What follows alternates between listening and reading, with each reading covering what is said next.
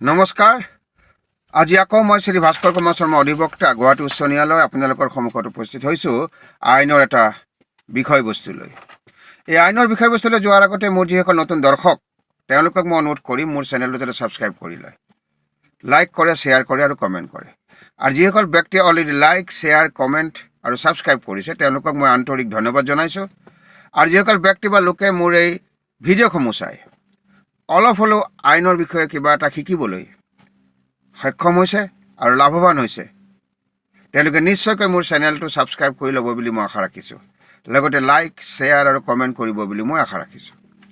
আৰু এটা বিনম্ৰ অনুৰোধ, মোৰ ভিডিঅ'সমূহ যাতে আপোনালোকে শেষলৈকে চায়। যদি শেষলৈকে নাচায়, স্কিপ কৰি চায়, আধাতে সমাপ্ত কৰি দিয়ে, তেতিয়াহ'লে বিষয়বস্তুটো বুজাত অলপ কঠিন হ'ব পাৰে, কাৰণ আইনৰ বিষয়বস্তুবিলাক অলপ জটিল। সেইকাৰণে মই এই অনুৰোধটো কৰিছোঁ। এতিয়া আহিছোঁ আজিৰ বিষয়বস্তুলৈ।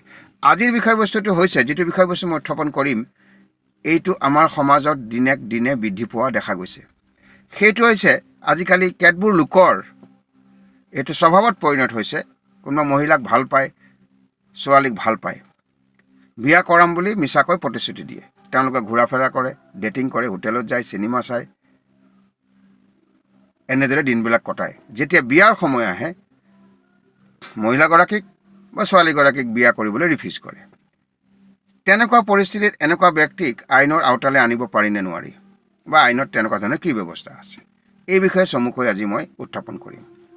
যদি কোনোবা ব্যক্তিয়ে কোনোবা মহিলাক ভাল পাইছে, কোনোবা ছোৱালীক ভাল পাইছে, সেই মহিলাগৰাকী বা ছোৱালীজনীৰ লগত ঘূৰা ফুৰা কৰিছে, হোটেলত গৈছে, চিনেমা চাইছে, হোটেলত খাবলৈ গৈছে, ডেটিং কৰিছে, ইভেন ফিজিকেল ৰিলেশ্যনশ্বিপতো গৈছে, সহবাস কৰিছে,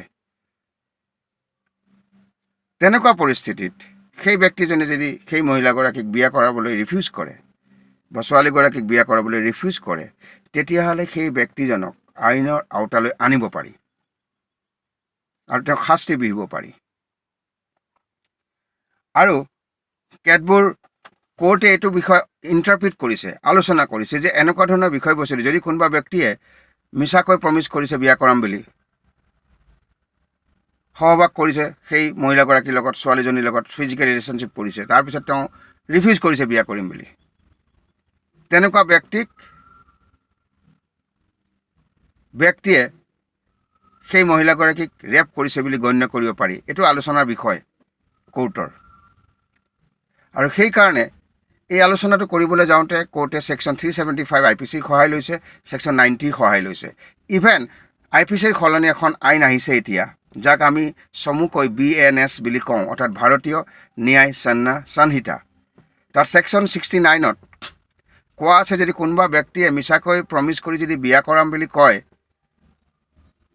আৰু তেওঁলোকৰ যদি সহবাস কৰে, ফিজিকেল ৰিলেশ্যনশ্বিপ কৰে, তেতিয়াহ'লে সেই ব্যক্তিজনে ক্ৰিমিনেল অফেন্স কৰিছে বুলি গণ্য কৰিব পাৰি। আৰু তেনেকুৱা ব্যক্তিৰ পানিছমেণ্ট হ'ব পাৰে 10 বছৰ পৰ্যন্ত কাৰাবাস হ'ব পাৰে।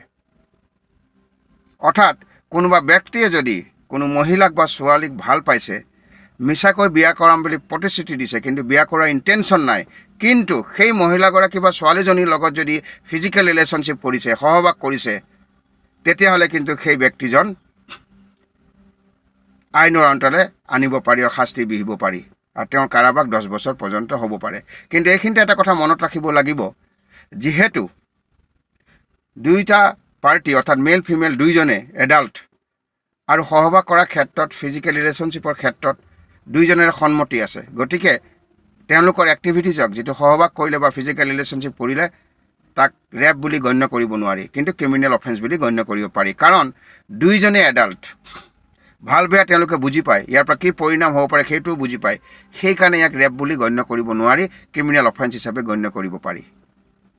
আৰু সেইকাৰণে তেনেকুৱা ব্যক্তিৰ আইনৰ আওতালৈ আনি শাস্তি বিহিব পাৰি। অৰ্থাৎ যদি ব্যক্তিজনে বিয়া কৰাম বুলি কৈছে, চিম্পলি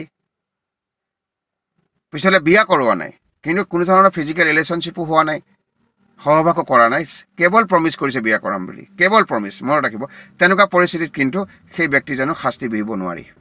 কাৰণ প্ৰত্যেক ব্যক্তিৰ এটা অধিকাৰ আছে নিজৰ মাইণ্ডটো চেঞ্জ কৰাৰ।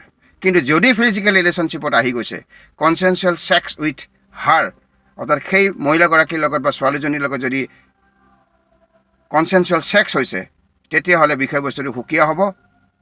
তেওঁ প্ৰমিছ কৰি যদি বিয়া নকৰায় তেতিয়াহ'লে তেওঁক শাস্তি বিহিব পৰা যায়। আৰু ছেকশ্যন 69ত এইটো স্পষ্টকৈ উল্লেখ আছে, যিখন মই ক'লোঁ ভাৰতীয় ন্যায় সংহিতা যিখন এক্ট আছে তাত 69ত কৈছে যে তেনেকুৱা ব্যক্তিৰ শাস্তি হ'ব পাৰে আৰু ক্ৰিমিনেল অফেন্স হিচাপে গণ্য কৰিব পাৰি আৰু তেওঁ 10 বছৰ পৰ্যন্ত কাৰাবাস হ'ব পাৰে।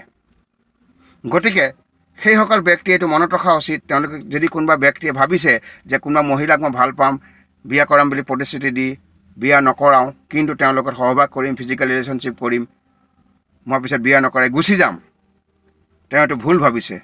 তেওঁক আইনৰ আওতালৈ আনি তেনেকুৱা ব্যক্তিক শাস্তি বিহিব পাৰি। কিন্তু মনত ৰাখিব লাগিব, চিম্পলি প্ৰমিছ কৰিলেই নহ'ব, ইয়াৰ লগত এটা এলিমেণ্ট লাগিব।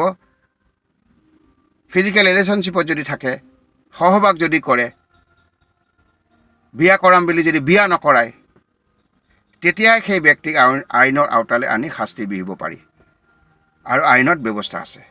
এই আলোচনাৰ পৰা আজি অলপ হ'লেও আপোনালোক লাভৱান হৈছে বুলি মই আশা ৰাখিছোঁ।